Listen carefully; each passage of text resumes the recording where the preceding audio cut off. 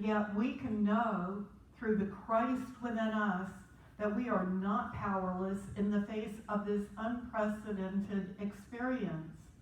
I don't know that there's anyone who's living today who has known the kind of experience that we are in. And so we're being called to invent new ways within ourselves and within the world to be able to interact with this experience and come out with the very best resolutions. So regardless of the circumstances that are showing up, we have access to the Christ within and the strength to come through these times to thrive again. Like Paul's times of trouble, our current conditions are temporary. This time of crisis will pass. And until it does, we can make it easier for ourselves and others by witnessing the facts. The fact is, we are in crisis as a global community, and we need to observe certain guidelines, and at the same time, remembering I can do all things through Christ who strengthens me. Focusing on Christ within gives us strength and inspiration to face the facts from a creative perspective, to find solutions to what may seem insurmountable rather than being buried by fear and anxiety. There's an old story that makes a point here. There was once a farmer who owned an old mule with very poor eyesight. One day, as the aging mule ambled around the farm, he stumbled and fell into a deep, nearly dry well. Well, as you can imagine, the mule was quite alarmed and began fearfully braying. Loud and long he brayed. Well, finally, the farmer heard the mule's pitiful crying, and he ran to the well to assess the situation. Well, he sympathized with the old mule's predicament, but ultimately decided that neither the mule nor the nearly dry well was worth the trouble of saving. He decided that the best option was to put the mule out of his misery, but he couldn't bring himself to shoot the faithful animal, so instead he decided to call his neighbors together and enlist their help to bury the old mule. They agreed and quickly began shoveling dirt into the well. Well, initially, the mule was hysterical.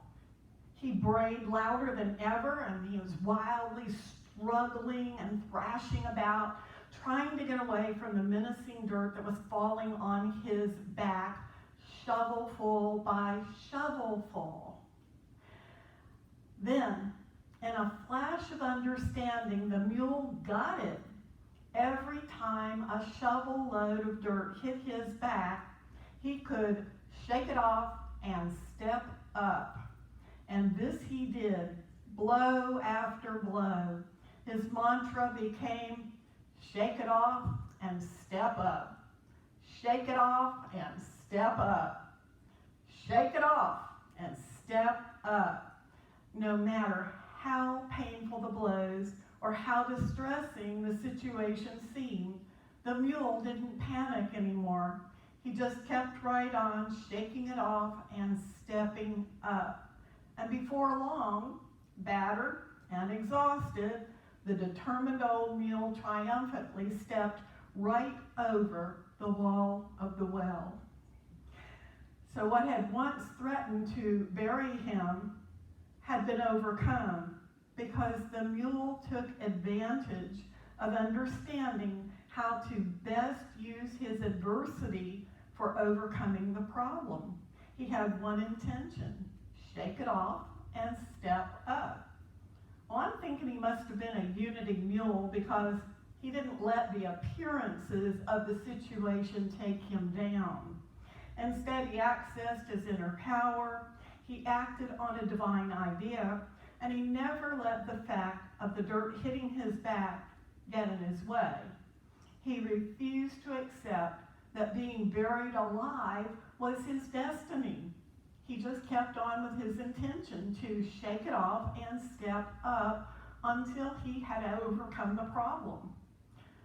We can do that too when we face our problems from a spiritual perspective.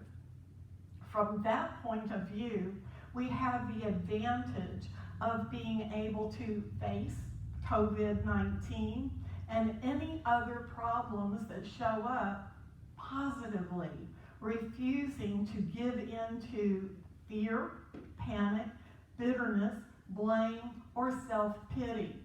We can turn adversities that threaten to bury us into opportunities for creative solutions. Spiritual understanding is knowing that you and God are in partnership, not just when life is going smoothly, but in all things at all times. And from this knowing, we have the advantage of being able to look beyond the circumstances with faith, knowing that what seems so impossible in the outer is entirely possible with God. See, with God and knowing what our relationship with God is, we can shake off what is not working and step up to something better. Mules have a reputation of being stubborn or of single mind, and certainly the mule in our parable was able to be single-minded. Actually, in this case, I would consider his stubbornness a spiritual gift. And see, maybe that's what we're inviting ourselves into today, is to just be stubborn in our commitment to knowing that God is in the midst of everything that is happening in our lives today and around the world. See, no matter how bad the mule's situation got, he just kept his focus and stayed with it. Shake it off and step up. Shake off the dirt and step up higher to new ground, to a new life. And haven't we all had times in life when we felt like we had fallen into a well? And some of us may be feeling that way today. And when we found ourselves there in that place, there may have been others who were just too willing to dump a shovel or a load of dirt on top of us, stuff that came out of their own opinions and ideas. The well, might be one of those times when you're in the middle of a financial challenge or a relationship breakdown, or maybe it's when you need physical or emotional healing. And then, God bless them, some misguided family member or a friend, or sometimes it's even a stranger, comes along and throws some dirt in on you that's saying, well, you brought this on yourself. How could you have been so foolish? Or if they're very spiritual, not from this church, of course, but sometimes in our spirituality, we say things like, well, what were you thinking that brought that into your life? What are you holding in your consciousness? Friends, this is not the time for those kinds of commentary and lack of support for the people that we love and care about. It doesn't make any difference how we fell into the well. If we find ourselves there, we just need help to get out. And so I'm praying that through this time and every other time, whenever we're really deeply challenged in our lives, that we will help one another shake it off and step up. See, most of us have experienced falling into a well and thinking that we would be overcome by it. If you've not had such an experience, I pray that you never will. But life being what it is, this wonderful adventure on planet Earth, and the spiritual school that we know that it is, it will probably find us in more than one experience of being in a well over a lifetime. So if you're not there today, thank you, God. And if you fall in there this afternoon or tomorrow or any other time in the future, you know that there is a way out. When we are there, we can let ourselves either be buried in pain and fear, or we can shake it off and step up. Musician Bernice Johnson Reagan once said, life's challenges are not supposed to paralyze you, They're supposed to help you discover who you are. So what if we let COVID-19 help us discover who we really are as the presence and power of God's love, as blessed and empowered Christed beings? See, what if we just open the door to letting COVID-19 help us discover that about ourselves and about each other? Our current world situation is insisting that we pay attention to our circumstances. And while we're doing that, we can know that there are blessings in the midst of them. The blessings are already beginning to surface. And I feel confident that there will be more blessings than we can possibly count that will come out of all of this. Some of the things that I have seen already is that in this time of social distancing, we have become more aware of our need for one another, and we're learning new ways to reach out. Facebook Live, Sunday services is one of them for Unity of Daytona Beach. So those who can do so seem to be staying home more, spending more quality time with family and friends. And there are multiple projects that are underway already for helping others get through this experience. There are lots of funny Facebook posts and YouTube posts and emails that are being exchanged amongst friends and texts that have a little blast of humor in them. We're praying more and understanding our interconnection and interdependence more. Through Christ within, we are being strengthened and inspired with innovative ways to walk each other through this experience, even if we have to do it from a physical distance. Challenges are not for tearing us down or destroying us, but for building us up and revealing more of who we really are. Friends, we are empowered and strengthened by the Christ within us to be conscious co-creators with God. And when we're living from that position, truly, there is nothing that we can't overcome. In the Old Testament book of Daniel, chapter 6, we find a great example of how powerful it is to know your true relationship with God. Daniel was a deeply spiritual young man who was devoted to his relationship with God, and he prayed often. I think in the Bible we're told that he prayed at least 3 times a day. So he was known amongst his people as a great prophet to the tribe of Judah. And because of his reputation, he had been appointed as the political leader by King Darius of Babylon. Well, the problem for Daniel came up when jealous detractors reported to King Darius that Daniel was praying to the wrong God, not the God of Darius, who had a very different religious view. Well, this angered the king, and he ordered his army to capture Daniel and throw him into a den of lions. And that might give you a new perspective on what it means to have religious freedom.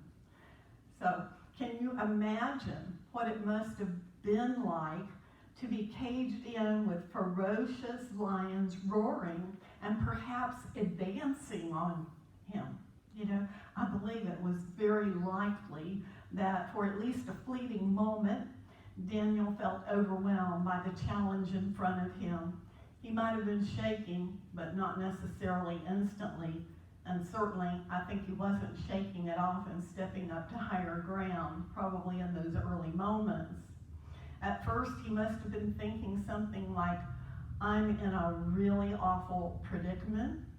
I can't possibly escape. How can I get out of this alive? But as terrifying as it must have been, Daniel accepted his situation. And because he had a strong relationship with God, he prayed and believed that God and he together could create a good outcome. And then Daniel knew.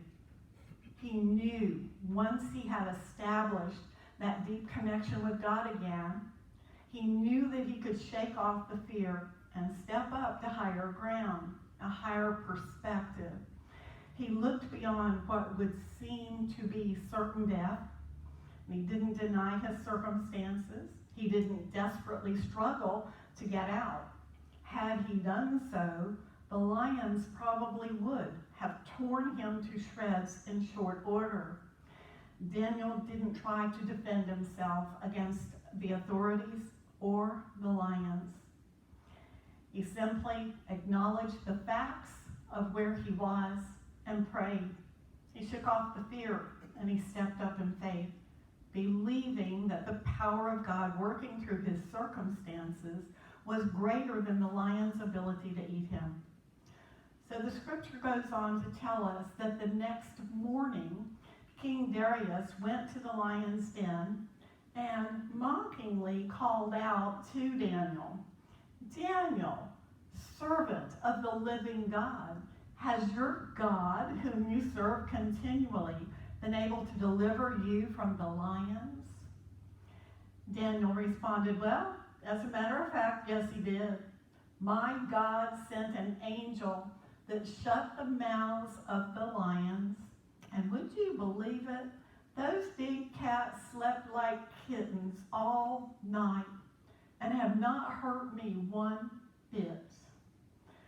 Daniel had no injury whatsoever. Why?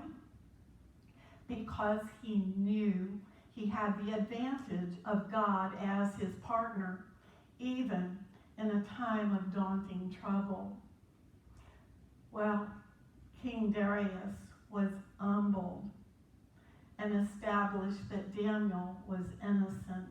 And furthermore, he declared Daniel's God to be the real God. Note that Daniel's relationship with God did not save him from the lion's den, but it did save him in it. See, our relationship with God will not necessarily exempt us from the challenge, but it will support us in the midst of it. See, knowing God is your unconditional, unlimited source of all good is just not an ironclad guarantee that you will never fall in a well or find yourself in a lion's den. But it will guarantee that you have the strength to shake it off and step up. That the power of God will close the mouths of the lions and you'll not be eaten or harmed by them. So there's an affirmation for you. Lions can't eat me. See, whatever lions might be showing up right now, remember that. Lions can't eat me.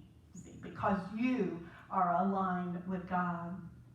Overcoming our challenges requires that we do our part.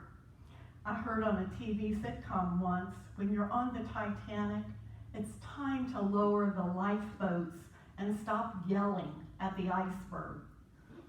See, we can resist our problems, we can yell at them, we can cave into them, or we can do what we need to do to overcome them and create good outcomes. Today, I suggest